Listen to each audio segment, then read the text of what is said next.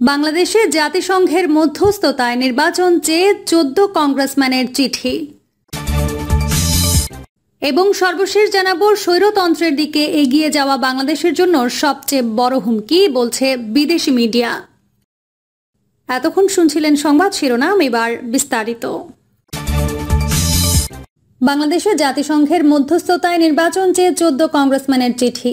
14 জন মার্কিন কংগ্রেসম্যান মার্কিন যুক্তরাষ্ট্রের জাতিসংঘ নিযুক্ত রাষ্ট্রদূতকে বাংলাদেশের বিষয়ে গভীর উদ্বেগ প্রকাশ করে 27 মে এই চিঠি পাঠিয়েছেন। চিঠিতে তারা উল্লেখ করেছেন, বাংলাদেশের জনগণ অবাধ ও সুষ্ঠু নির্বাচন প্রত্যাশা করে এবং শেখ হাসিনার সরকার পেশি শক্তি ব্যবহার করে তাদের সেই অধিকার থেকে বঞ্চিত করছে এবং গণমাধ্যমের স্বাধীনতা ও অধিকার কর্মীদের কাজে বাধা দিচ্ছে। সে কারণে জাতিসংঘে নিয়োজিত মার্কিন রাষ্ট্রদূতের মাধ্যমে তারা নিচের 3টি প্রস্তাব উত্থাপনের জন্য গুরুত্ব দিয়েছেন। 1. জাতিসংঘের মানবাধিকার কাউন্সিল থেকে বাংলাদেশের সদস্যপদ স্থগিত করা। 2. জাতিসংঘ শান্তিরক্ষা মিশনে নিষেধাজ্ঞাপ্রাপ্ত র্যাব চাকুরি করেছেন এমন কোনো সদস্য গ্রহণ না করা, যতদিন না পর্যন্ত তাদের প্রত্যেকের বিষয়ে স্বচ্ছ অনুসন্ধান করা হয়। 3. জাতিসংঘের মধ্যস্থতায় বিশ্বের অন্যান্য দেশের সহায়তায় বাংলাদেশের সুষ্ঠু ও অবাধ নির্বাচন নিশ্চিত করা, যেন বাংলাদেশের নাগরিকেরা বিনা বাধা ও কোনো ভয় ছাড়াই নিজ ভোট প্রদান করতে পারেন এবং সে কারণে জাতিসংঘের শান্তিরক্ষী মোতায়েন করে নির্বাচনের আয়োজন করা। স্বৈরতন্ত্রের দিকে এগিয়ে যাওয়া বাংলাদেশের জন্য সবচেয়ে বড় হুমকি, বলছে বিদেশি মিডিয়া।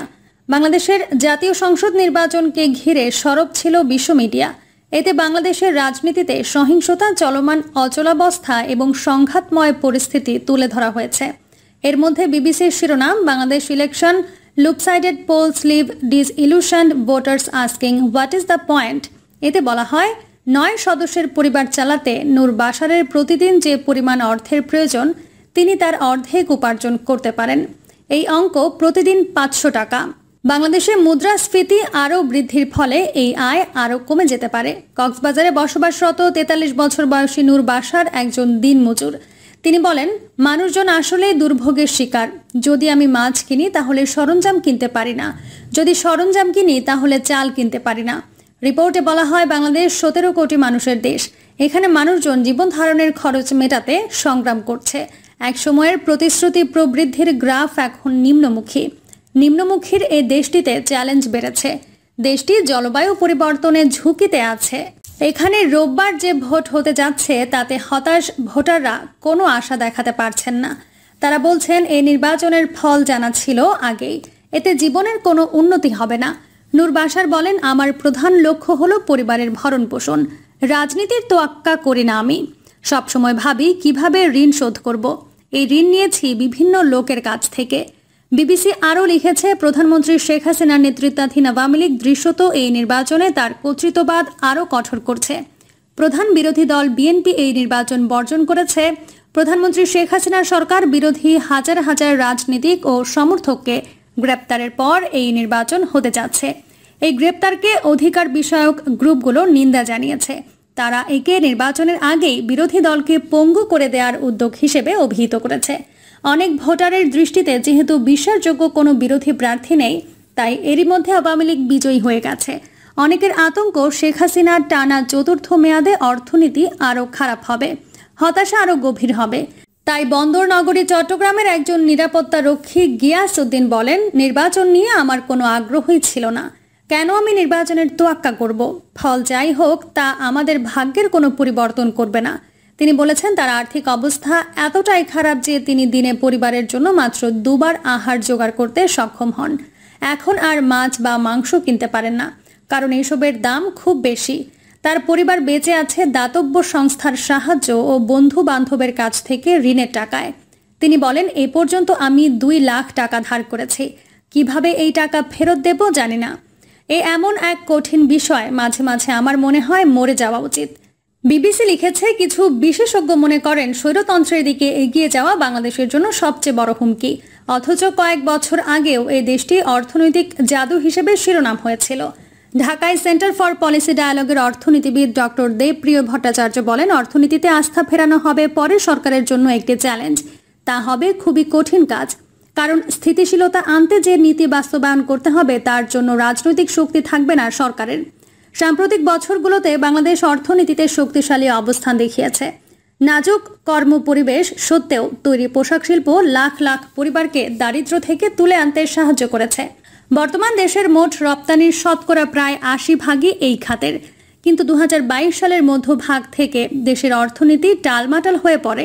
জ্বালানি সংকট ও উচ্চ মুদ্রাস্ফীতির কারণে বৈদেশিক মুদ্রার রিজার্ভ পতন হওয়ার জনগণ রাস্তায় নামতে শুরু করেন। নভেম্বরে মুদ্রাস্ফীতি ছিল শতকরা প্রায় ৯.৫%। তবে অনেকে বিশ্বাস করেন এই সংখ্যা অনেক কমিয়ে দেখানো হয়েছে। একসময় IMF পূর্বাভাস করেছিল যে বাংলাদেশের জাতীয় প্রবৃদ্ধি সিঙ্গাপুর ও হংকংকে ছাড়িয়ে যেতে পারে। অথচ ২০২৩ সালে তারা ঝাঁকুনি খাওয়া এই অর্থনীতিকে চাঙ্গা রাখতে $৪.৭ বিলিয়ন ঋণ অনুমোদন করে। যুক্তরাষ্ট্র ভিত্তিক ACLED তার এক প্রতিবেদনের শিরোনাম করেছে দ্য ভায়োলেন্ট পলিটিক্স অব বাংলাদেশের ২০২৪ ইলেকশনস। এতে বলা হয়, ঐতিহাসিকভাবে বাংলাদেশের নির্বাচন দুই প্রধান রাজনৈতিক দল ক্ষমতাসীন আওয়ামী লীগ এবং বিরোধী জাতীয়তাবাদী দল বিএনপির মধ্যে সহিংসতা হিসেবে চিহ্নিত হয়ে এসেছে।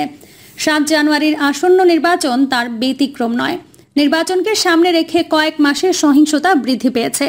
এই নির্বাচনে টানা চতুর্থবারের জন্য নির্বাচিত হতে চাইছেন প্রধানমন্ত্রী শেখ হাসিনা। সাম্প্রতিক কিছু অস্থিরতাকে কেন্দ্র করে আওয়ামী লীগের অবাধ ও সুষ্ঠু নির্বাচন অনুষ্ঠানের সক্ষমতা ঘিরে উদ্বেগ দেখা দিয়েছে।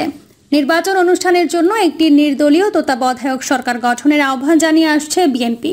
এই দাবি প্রত্যাখ্যান করেছে আওয়ামী লীগ। এর ফলে বিএনপি নেতৃত্বাধীন প্রতিবাদ বিক্ষোভ বৃদ্ধি পায়, যা মাঝে মধ্যেই সহিংস হয়ে ওঠে। নির্বাচন বর্জনে বিএনপির সিদ্ধান্ত এটাই বলে দেয় যে নির্বাচনের পর সহিংসতা বৃদ্ধির ঝুঁকি বৃদ্ধি পেয়েছে। যেহেতু আওয়ামী লীগই ক্ষমতায় থাকবে, তাই দলের ভেতরেও সহিংসতা নিয়ে উদ্বেগ আছে। দলের মধ্যে ক্ষমতার প্রতিযোগিতা দেখা দিতে পারে নির্বাচনের পর। বাংলাদেশের রাজনীতিতে প্রাধান্য বিস্তার করে আছে দুটি রাজনৈতিক দল। তারা হলো ধর্মনিরপেক্ষ আওয়ামী লীগ এবং রক্ষণশীল জাতীয়তাবাদী বিএনপি। আদর্শগত পার্থক্যের সঙ্গে যোগ হয়েছে প্রধানমন্ত্রী শেখ হাসিনা ও বিএনপির চেয়ারপারসন খালেদা জিয়ার মধ্যে ব্যক্তিগত দ্বন্দ্ব। এজন্য তাদেরকে ব্যাটলিং বেগমস বলে আখ্যায়িত করা হয়। নির্বাচনের সময় এবং নির্বাচনের বাইরেও আওয়ামী লীগ ও বিএনপির মধ্যে সহিংস প্রতিযোগিতা হয়। ঘন ঘন রাজনৈতিক বিরোধীদের ওপর হামলা হয়, রাজপথে সংঘর্ষ হয়, সরকার বিরোধীদের মধ্যে সহিংস প্রতিবাদ হয়, প্রতিবাদকারীদের ওপর রাষ্ট্রীয় নিপীড়ন চলে।